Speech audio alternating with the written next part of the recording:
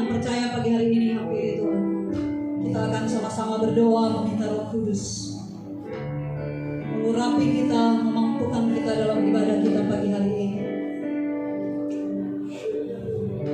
Bapa, terima kasih karena kami memiliki Allah yang tidak pernah gagal dalam rancangan. Dari awal Kau memanggil hidup kami Tuhan, untuk boleh mengenal Engkau sebagai Tuhan dan Juru Selamat hidup kami. Dan ketika kami merespon, memberi diri kami, dibaptis dan mengikuti Yesus, menjadi pengikut Kristus, sampai hari ini Tuhan, tangan-Mu tidak pernah lalai, tidak pernah gagal untuk menolong hidup kami. Sekalipun kadang-kadang kami Tuhan mengalami kejatuhan, kegagalan, tetapi Engkau senantiasa mengangkat hidup kami, anak-anak yang berseru, yang berpaling, yang berharap, yang percaya kepada-Mu.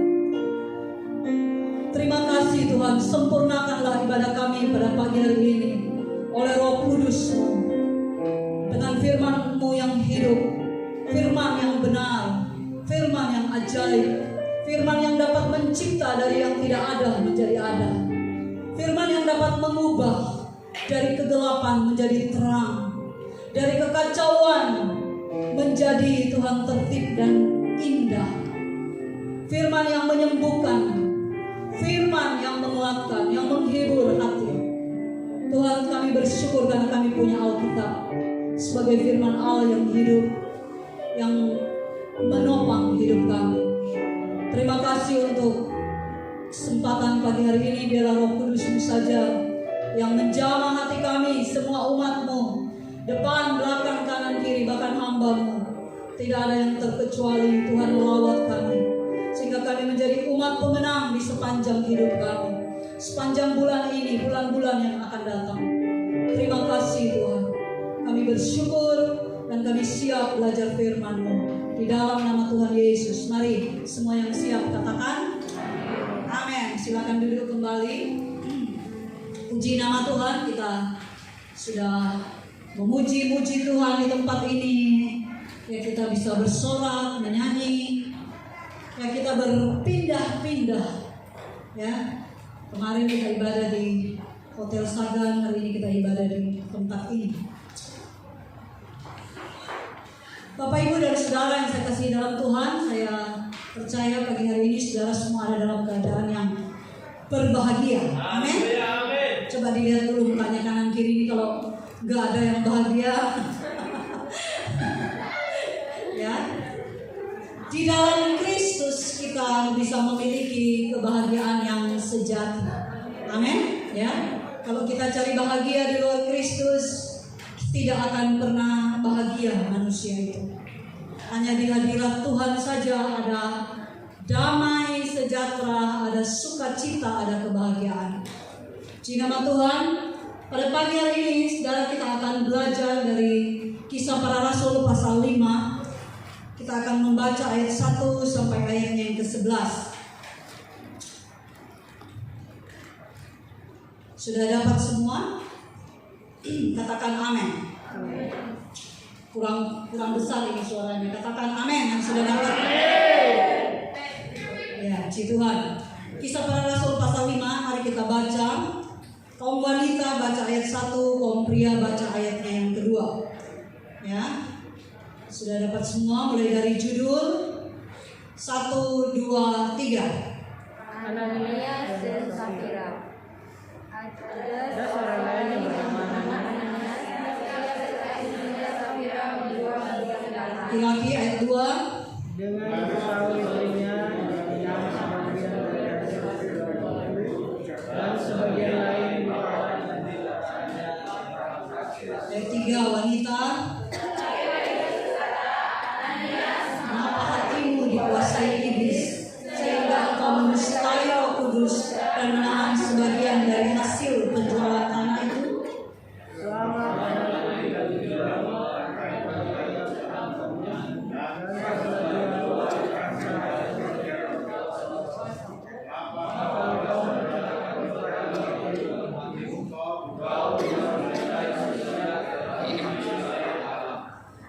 Ketika mendengar perkataan itu, rebalah Ananias dan putuslah nyawanya. Maka sangat ketakutan semua orang yang mendengar hal itu. Nah, Lalu datanglah beberapa pemuda, mereka menangkapnya itu mengusirnya keluar lagi. kira-kira 3 jam kemudian masuklah istri Ananias, tetapi ia tidak tahu apa yang telah terjadi. Kata Petrus kepadanya, katakanlah kepadaku ada sekian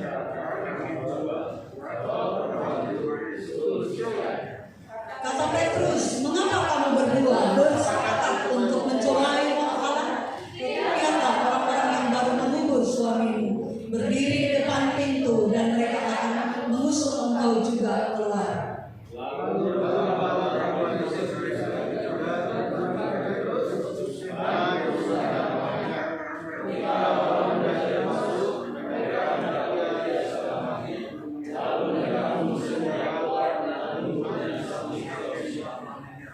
Maka sangat ketakutanlah seluruh jemaat dan semua orang yang mendengar hal itu.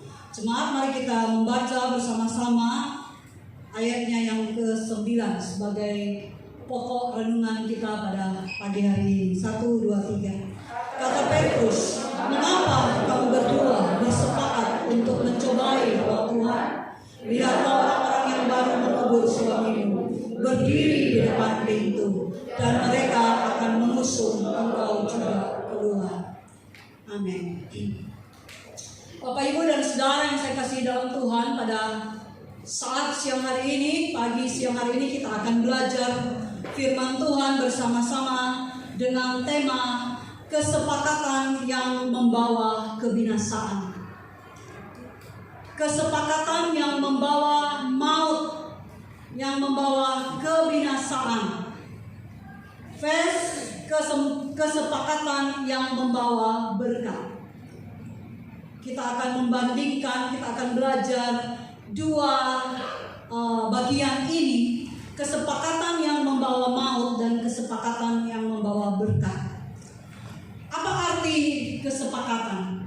Alkitab banyak menulis kata kesepakatan dengan kata dasarnya itu adalah sepakat. Ya. Sepakat dalam bahasa hari-hari itu bukan bahasa yang asing. Kita sering membahasakan dengan kata setuju, yes kalau di kelompok-kelompok olahraga, yel kalau di dalam kelompok-kelompok pramuka sekolah, ya. Alkitab banyak mencatat, kalau Bapak Ibu membuka, men-searching ya di dalam Alkitab, kata kesepakatan akan menemukan mulai dari perjanjian lama sampai perjanjian baru. Dan di dalam perjanjian lama ada banyak contoh kesepakatan atau kesehatian itu untuk melawan Tuhan, melawan hamba-hamba Tuhan, melawan Musa, sehingga umat Israel itu dibinasakan oleh Tuhan. Banyak kelompok, keluarga, kaum di dalam perjanjian lama dicatat mereka melawan otoritas daripada hamba Tuhan, yaitu Musa, melawan Yosua, melawan hakim-hakim, sehingga kesepakatan mereka itu membawa hukuman atas keluarganya, membawa kebinasaan atas keturunannya. Bapak, Ibu, dan saudara yang saya kasih dalam Tuhan, jadi kesepakatan itu adalah saya bersetuju dengan suami saya untuk melakukan sesuatu. Nah, di dalam Alkitab kita belajar di tengah-tengah pencurahan Roh Kudus. Ya, di dalam Kisah Para Rasul itu, Bapak Ibu kalau mengikuti pembacaan dan membaca, itu akan melihat bahwa pada pasal 1, pasal 2, ya sampai pasalnya yang keempat, setelah Roh Kudus dicurahkan atas jemaat mula-mula orang percaya, itu banyak sekali terjadi mujizat-mujizat, terjadi perubahan-perubahan hidup, ya jemaat mula-mula. Mereka suka untuk berdoa, mereka suka belajar firman, mereka suka berkumpul dan berbagi. Kalau ada Ya, mereka mendapatkan hati dari Tuhan itu, mau menjual apa yang mereka miliki untuk mereka bagi kepada orang percaya lain yang tidak punya apa-apa.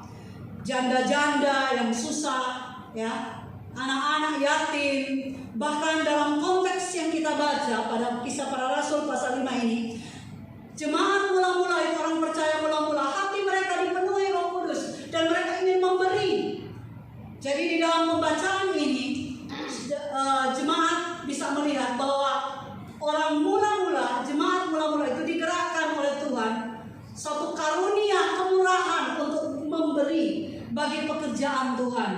Sehingga sebelum pasal 5 ayat 1, di dalam pasal 4 ayat 36, demikian pula dengan Yusuf yang oleh rasul-rasul disebut Barnabas, artinya anak penghiburan, seorang Lewi dari Siprus. Dia menjual ladang miliknya, lalu membawa uangnya itu dan meletakkannya di depan kaki rasul-rasul. Jadi konteks cerita kisah daripada Ananias dan Safira ditulis oleh penulis di tengah-tengah mujizat-mujizat, karunia-karunia, di tengah tanda-tanda ajaib kuasa Tuhan bekerja dengan luar biasa, dicatat ya oleh penulis daripada Kisah Para Rasul ini untuk menjadi satu pelajaran bagi saya dan saudara di hari-hari ini, bagi gereja Tuhan, supaya kita hati-hati, kita belajar perkara rohani ya dengan sungguh-sungguh dan tidak bermain-main dengan yang namanya kesepakatan hidup. Jadi ini adalah kisah daripada suami istri Ananias dan Safira. Bapak Ibu saudara tahu bahwa laki-laki dan perempuan tidak akan menjadi suami istri kalau tidak ada kata sepakat. Betul yang sudah menikah? Harus sepakat dulu. Dimulai dari jatuh cinta, cintanya jatuh, ya, jatuh di dalam, jatuh di luar. Dimulai dari jatuh cinta, kasmaran, I love you, daling, bertahan terus berapa tahun, kemudian memutuskan menikah. Memutuskan menikah itu harus sepakat. Kalau perempuannya nggak mau, laki-lakinya yang mau, perempuannya nggak mau, nggak jadi rumah tangga itu. Demikian juga sebaliknya. Itulah sebabnya ketika ada orang-orang ya konseling sama kita ya. Dulu kami menikah nggak ada cinta, lah kok bisa? Nggak ada cinta, anak lahir 2, anak lahir 3. Enak aja setelah 5 tahun menikah bilang nggak ada cinta. Nah dulu kalau tidak bersepakat kan tidak mungkin pendeta mau memberkati, dikonseling dan lain sebagainya. Ya kita orang Kristen sering beralasan sudah tidak cinta. Padahal dulu rumah tangga dimulai dengan kata ya. Jadi dulu waktu menikah pendeta itu pasti akan bertanya pada laki-laki dan perempuan ya. Ketika sudah di depan sini diberkati, kalau laki-laki itu ditanya, misalnya laki-lakinya namanya Mas Sergio Sabanari, apakah engkau akan menerima? Saya belum tahu ini pasangannya siapa. Kalau dia jawab tidak, Pak Pendeta, ya udah langsung bubar, musik bubar, jemaat bubar. Ya belum terlambat itu. Udah boleh bubar, tidak dosa. Tapi kalau sudah diberkati, lalu mau bercerai, memutuskan ikatan kesepakatan seumur hidup, long life, itu yang namanya dosa. Ananias dan Safira ini ya dituliskan di dalam pasal 5 ini ya. Di dalam ayatnya yang ke-9, mengapa kamu berdua bersepakat untuk mencobai roh Tuhan. Bapak Ibu saudara yang dikasih, kita melihat bahwa di dalam ayatnya, di sini ayat 1, 2 dan seterusnya. Jadi mereka berdua ini akan menjual sebidang tanah. Ayat kedua berkata, dengan setahu istrinya, yaitu Safira ini, suaminya menahan sebagian dari hasil penjualan tanah. Tetapi ketika dibawa ke hadapan Rasul Petrus, dia bilang ini semua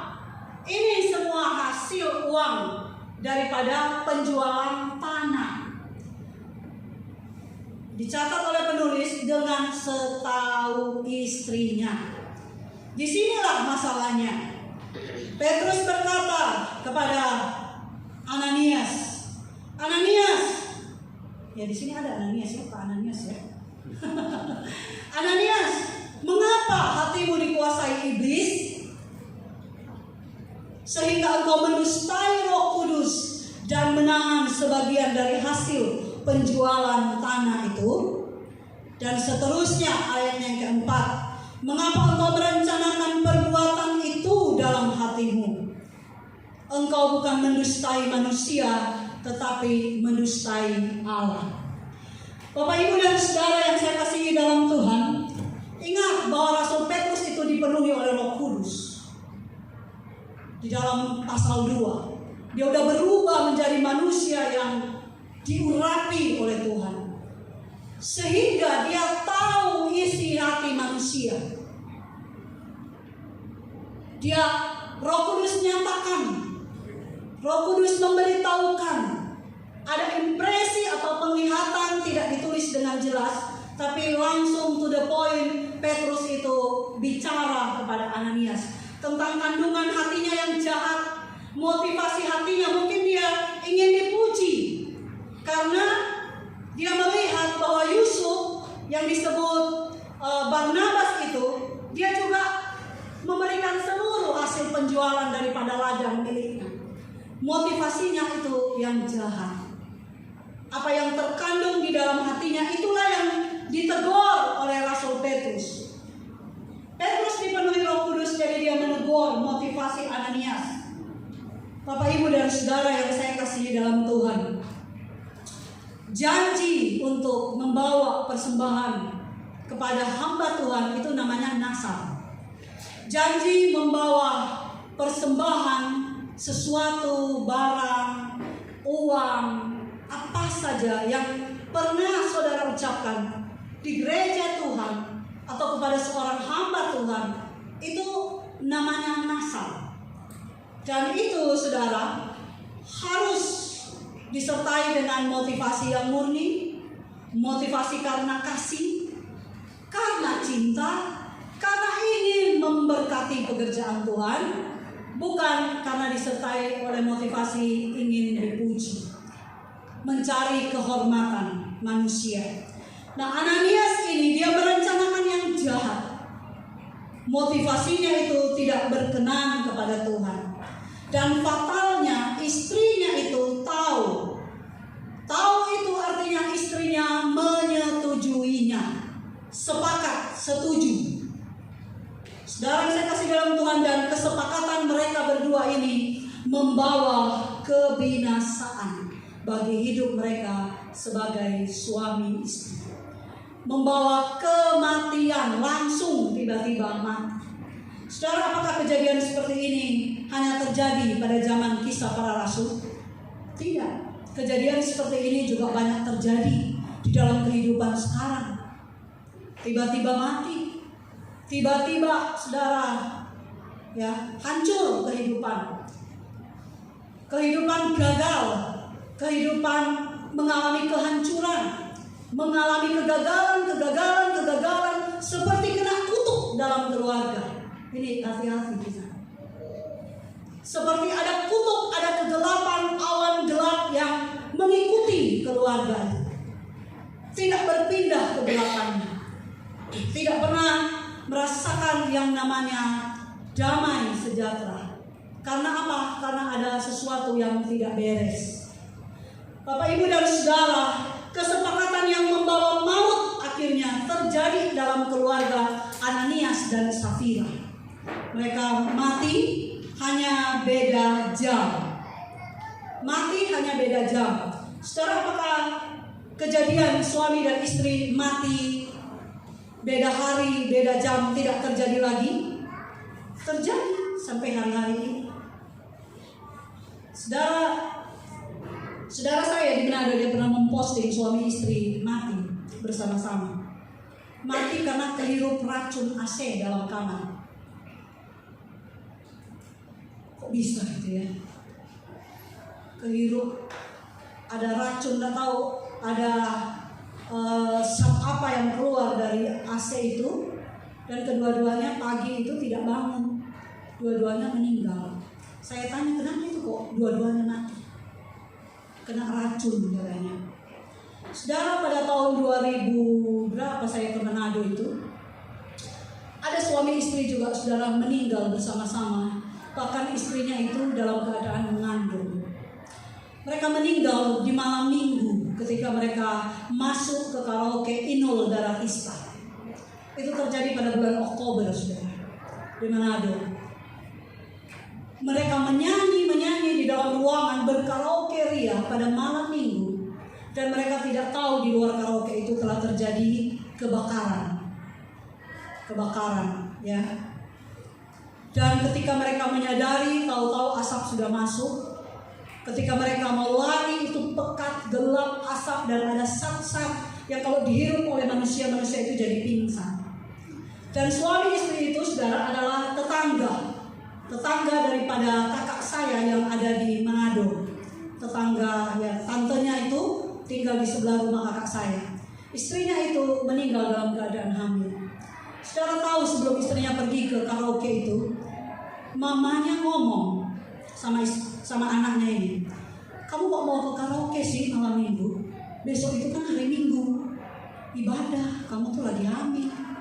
Dia nyaut sama mamanya, enggak, saya enggak apa-apa kok, sebentar aja, senang-senang menemani suami saya. Bersepakat ya, dan akhirnya meninggal bersama dengan bayi yang ada dalam kandungan. Bapak Ibu dan saudara yang saya kasihi dalam Tuhan, ini adalah contoh-contoh. Jadi bukan hanya yang dicatat di dalam Alkitab, kesepakatan itu membawa maut. Dari sini kita belajar ya. Di dalam poin yang pertama, kesepakatan yang membawa maut ini, kita belajar bahwa Roh Kudus itu menyingkapkan segala perkara. Roh Kudus itu menyingkapkan segala sesuatu yang tersembunyi di dalam hati manusia. Dinyatakan. Saya sering berkata kepada anak-anak bahwa Rumah Anak Indonesia tidak punya kamera CCTV. Tidak punya satpam rai itu. Bahkan asrama di Injeragung itu, saya dan suami Pak Lukas itu tidak tidur di rumah itu. Yang tidur di rumah itu adalah Bang Hendra, ya, dan semua yang ada di situ yang diberi tanggung jawab. Tapi tidak ada ibu dan bapak di dalam rumah. Tidak ada mama yang mengontrol 24 jam. Kalau di Kaliajir itu lebih bagus rumahnya karena terkurung. Ada pagar dan ada bapak ibu. Ada bapak ibu Boni di sana. Anak-anak tidak bisa keluar. Kalau anak sudah kami pindahkan di Kaliajir, ya, dia udah ruang kebebasannya udah berkurang. Kalau di Injeragung, dia bisa bebas, bisa hilang dari jam makan malam. Nanti dia bisa pulang jam 10 malam, jam 9 lebih. Dia pergi ke Punden di mana ada wifi. Pernah saudara saya cari-cari anak-anak, jam doa dia tidak ada. Saya suruh cari, udah hilang di Punden, di wifi. Karena tidak ada penjaga, ya, tidak ada kamera CCTV, tidak ada satpam yang disuruh mengejar. Jadi tidak mudah bagi kami, ya. Tapi kami selalu mengajari anak-anak, takutlah akan Tuhan. Tuhan itu punya kamera, Dia tahu segala perbuatanmu, baik di sekolah, di kamar kos, ya. Anak-anak Chosen yang kuliah itu kan di kos. Di kos itu, Yogyakarta itu kota pelajar. Dan kota Yogyakarta ini selain kota pelajar adalah kota seks terbebas. Kalau tidak nomor 2, itu nomor 3. Anak-anak yang kos memasukkan pacarnya dan tidur. Ya, sudah bukan berita baru. Ya, baik kampus Kristen Ukrim maupun kampus-kampus yang lain. Mahasiswa-mahasiswanya banyak hamil di luar nikah. Kalau tidak hamil melakukan seks bebas. Bapak, Ibu, dan saudara yang saya kasih dalam Tuhan, Roh Kudus Dia bekerja, Dia menyingkapkan dosa. Amin. Dia menyingkapkan dosa yang tersembunyi, yang orang lain tidak tahu, papa mama tidak tahu, pendeta tidak tahu. Tetapi Tuhan itu ya menyingkapkan kepada orang-orang yang diberi otoritas. Dan pengalaman kita di Rumah Anak Indonesia, semua kejahatan itu, semua yang tidak benar, kalau kami bersepakat berdoa mencari Tuhan, itu diungkapkan sama Tuhan, itu dibukakan. Bapak, Ibu, dan Saudara yang saya kasih dalam Tuhan, yang kedua kita belajar dari poin yang pertama. Keputusan suami yang tidak takut akan Tuhan, tidak mengenal kebenaran, itu bisa berakibat fatal bagi keluarganya. Ya. Keputusan suami sebagai kepala keluarga itu sangat menentukan berkat atau kutuk. Kutuk atau berkat. Jadi perhatikan ini bapak-bapak, laki-laki yang ada di ruangan ini, baik yang masih remaja, yang sudah pemuda, pemudi, ya, dari remaja belajar takut akan Tuhan, belajar mengenal kebenaran, sehingga ketika berumah tangga tidak meniru kelakuan daripada Ananias, ya, berbohong, mendustai hamba Tuhan. Dia mengajak, dia kasih tahu istrinya. Sangat menentukan berkat atau kutuk, dan itu dicatat di dalam Mazmur 128. Laki-laki yang takut akan Tuhan, dia akan membuat istrinya dan anak-anaknya itu subur. Artinya istri dan anak-anaknya itu bahagia, diberkati sama Tuhan. Istrinya merasa tenang, damai, sejahtera. Anak-anaknya senang, anak-anaknya bahagia karena laki-lakinya itu memimpin keluarga di dalam takut akan Tuhan. Amin. Bapak, Ibu, dan Saudara yang saya kasih dalam Tuhan, jadi sangat penting ya keputusan seorang laki-laki. Makanya jadi laki-laki jangan member. Di dalam kegerakan gereja Tuhan, laki-laki dan perempuan perbandingannya selalu wanita lebih banyak. Pendoa-pendoa syafaat atau ruang-ruang doa itu banyak dipenuhi oleh wanita. Ke gereja banyak wanita-wanita yang ke gereja. Ibadah-ibadah banyak wanita. Banyak laki-lakinya itu suka tinggal di rumah. Banyak laki-lakinya itu ogah-ogahan untuk beribadah, tidak mau beribadah. Tapi banyak wanita-wanita, dia lebih lembut, lebih halus perasaannya, lebih mudah untuk terdorong kepada Tuhan. Pendoa-pendoa banyak perempuan lihat ada pendoa-pendoa syafaat ya, yang dipakai oleh Tuhan, pemimpin-pemimpinnya wanita-wanita yang tangguh. Jadi wanita-wanita di sini adalah wanita-wanita yang hebat. Amin. Tapi laki-lakinya juga hebat. Amin. Kalau mengikuti kehendak Tuhan, menjadi laki-laki yang takut akan Tuhan. Bapak, Ibu, dan Saudara yang saya kasihi dalam Tuhan, selain suami, di sini juga kita melihat, ya, demikian juga kita melihat istri yang tahu kebenaran tetapi tidak menolong suaminya. Ya, peranan wanita dalam berkat atau kutuk dalam keluarga itu sangat penting. Wanita itu sangat menentukan. Bahkan wanita yang kuat, dia bisa membawa suaminya itu kepada Tuhan. Dia bisa membawa anak-anaknya. Dia bisa membawa transformasi bagi keluarganya. Karena wanita itu berlutut, berdoa.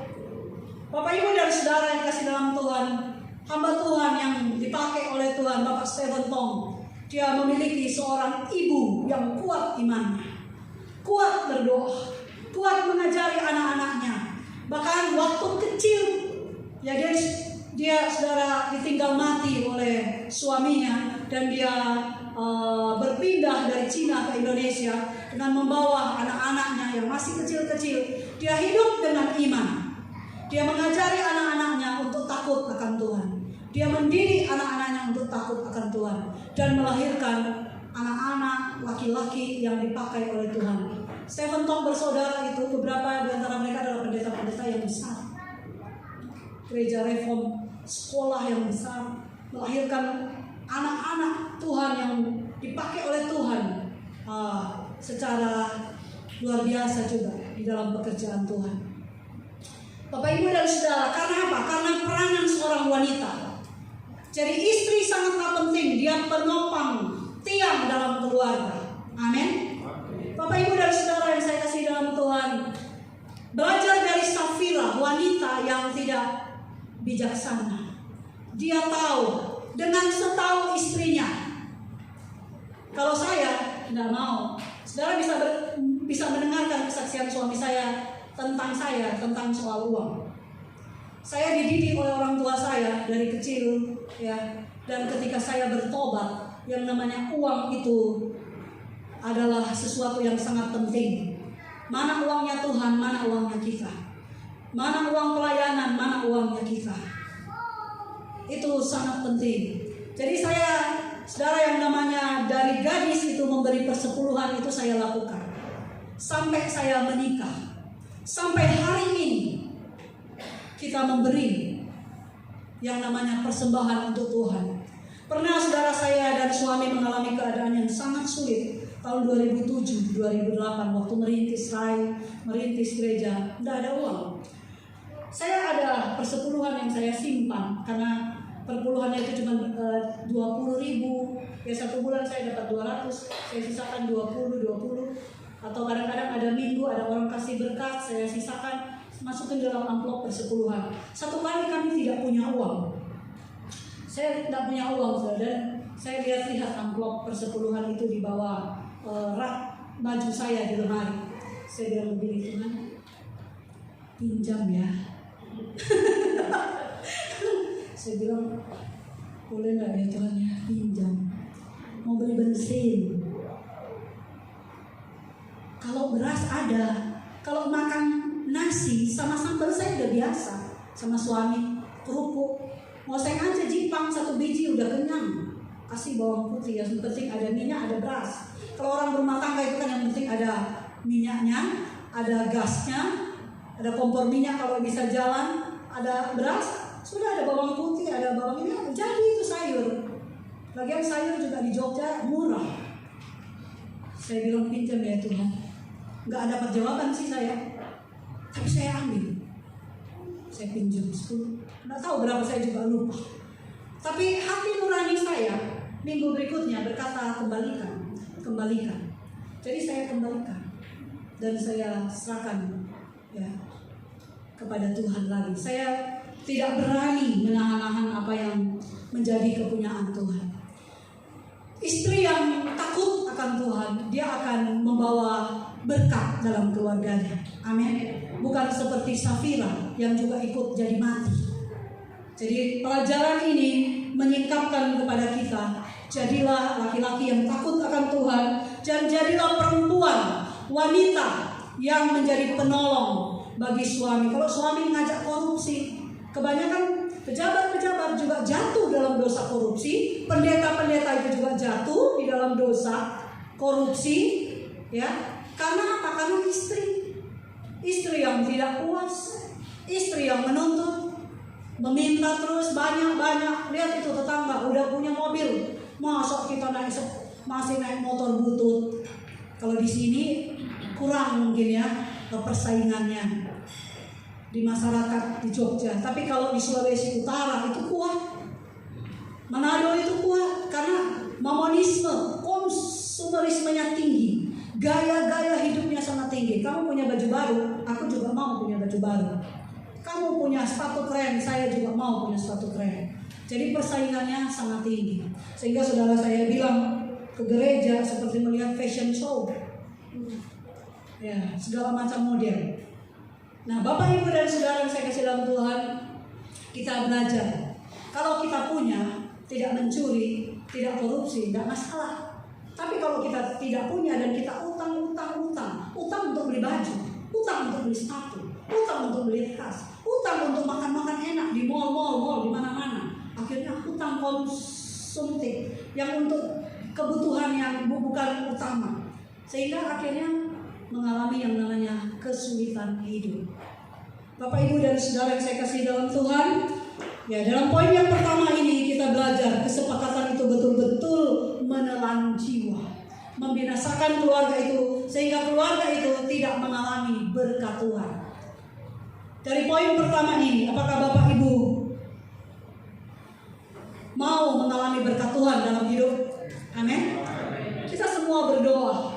Kami berdoa mendoakan jemaat Tuhan mengalami terobosan Yang pertama itu adalah terobosan rohani. Karena dengan takut akan Tuhan, dengan hidup benar, maka berkat Tuhan akan turun dalam hidup kita.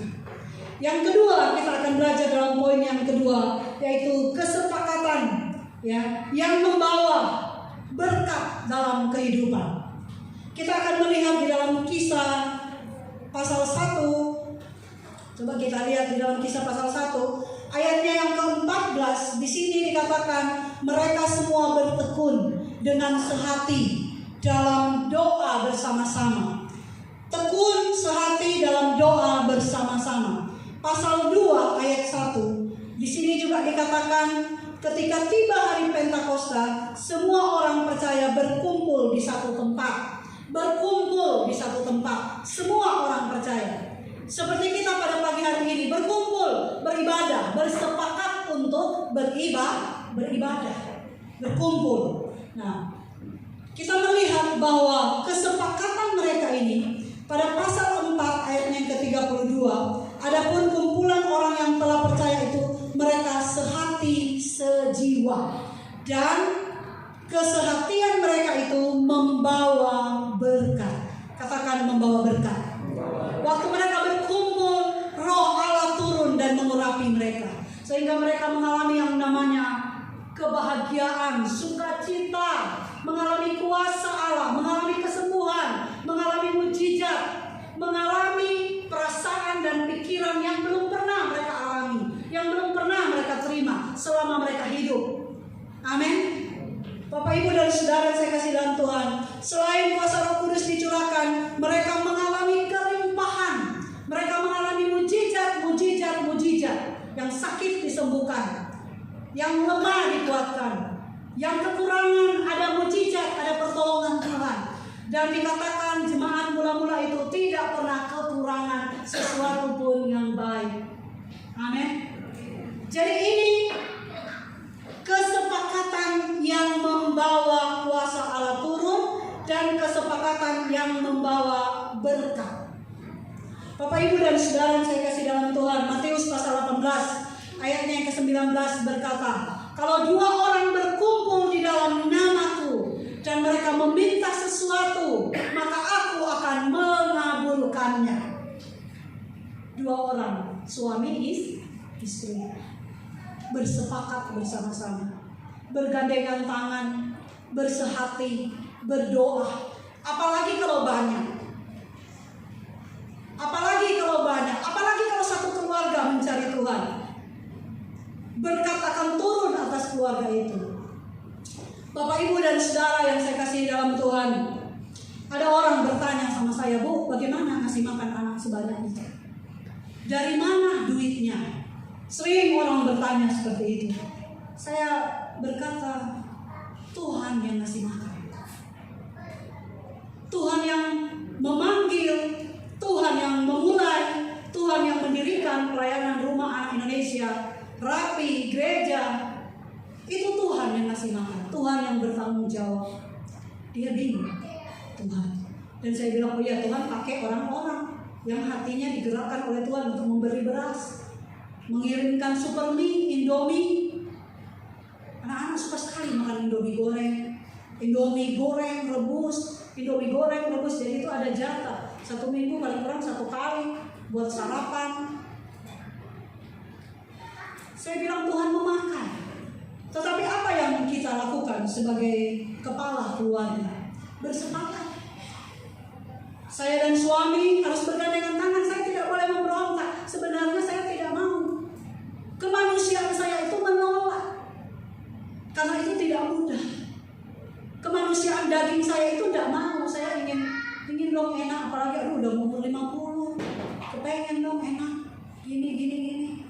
Tapi tidak bisa. Itu panggilan, harus ditaati. Dan saya harus tunduk kepada visi yang Tuhan taruh kepada suami saya. Kalau saya tidak tunduk, saya kabur, saya lari. Tapi saya menyelipkan keinginan daging, kemanusiaan itu. Dan bersehati, bergandengan tangan. Tadi pagi kami sebelum ibadah kami berdoa.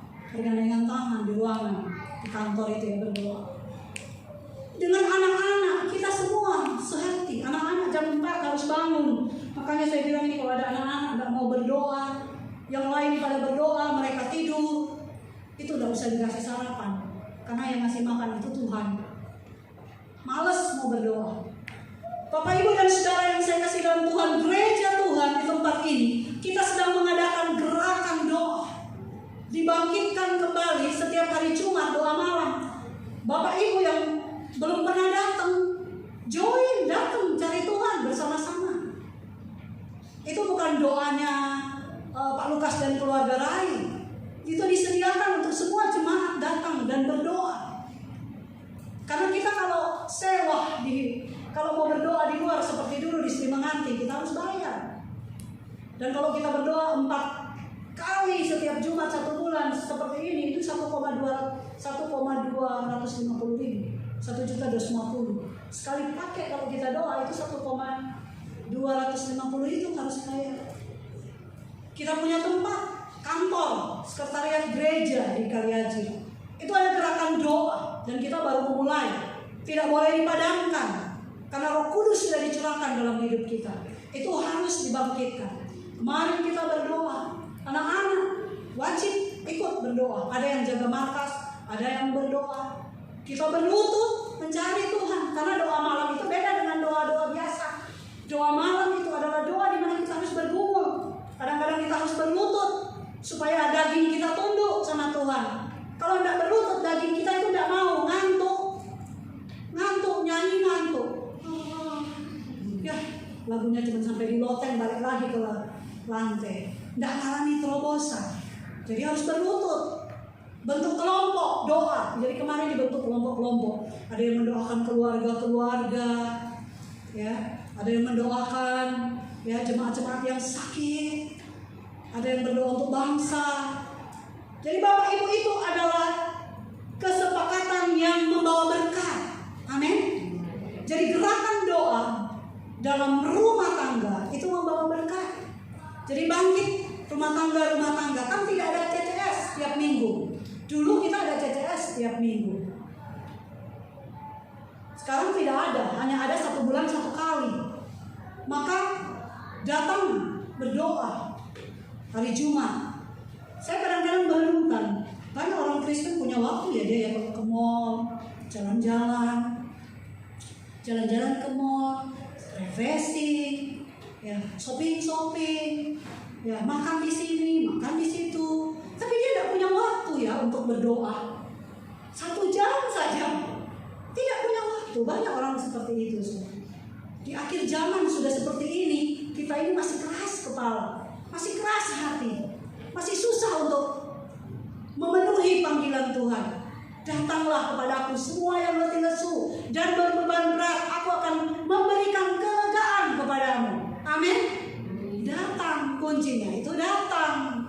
Kalau tidak mampu sendiri, datang berdoa bersama-sama. Tapi berdoa bersama-sama itu adalah sesuatu yang sangat penting. Seperti kita beribadah. Saya aja kalau ibadah online di rumah dulu pernah ya. Sekali saya sama Bapak Gembala ini ibadah di rumah karena dia sakit. Nggak enak juga deh emang kalau ibadah online di rumah itu. Saya rasakan ya, menyanyi. Saya haus, saya pergi ke dapur. Bawa minuman. Sambil minum. Banyak gangguannya itu. Kalau mengantuk, goyang kopi. Banyak gangguannya, belum gangguan yang lain ya. Dan lebih enak di sini bersekutu bersama-sama. Dan kita bersyukur sama Tuhan karena Bapak Ibu semua bisa melewati ya, tahun yang sulit, hari-hari yang sulit. Kita masih diberi kesempatan. Berarti saudara excellent, jemaat Tuhan di tempat ini excellent rohnya, bisa melewati kesulitan. Amin. Excellent. Jadi ini berkat daripada firman Tuhan yang kita pelajari. Bapak Ibu, pilihlah kesepakatan yang membawa berkat. Unity lah, bersatulah dengan suami, istri, bersatulah dengan anak-anak, bersatulah dengan jemaat Tuhan untuk apa? Berdoa bersama-sama, memuji, menyembah Tuhan bersama-sama, beribadah bersama-sama. Tolak yang jahat, ya. Kalau ada orang-orang yang mengajak yang jahat, tolak dalam nama Yesus, dihancurkan. Amin. Iblis dia keliling sama seperti singa mengaum-ngaum, mencari yang dapat ditelannya. Tetapi Tuhan itu mengundang kita datang kepadanya. Dia menyembuhkan dan memulihkan hidup kita. Di nama Tuhan, ini yang bisa kita pelajari pada pagi hari ini. Mari kita bangkit berdiri bersama-sama.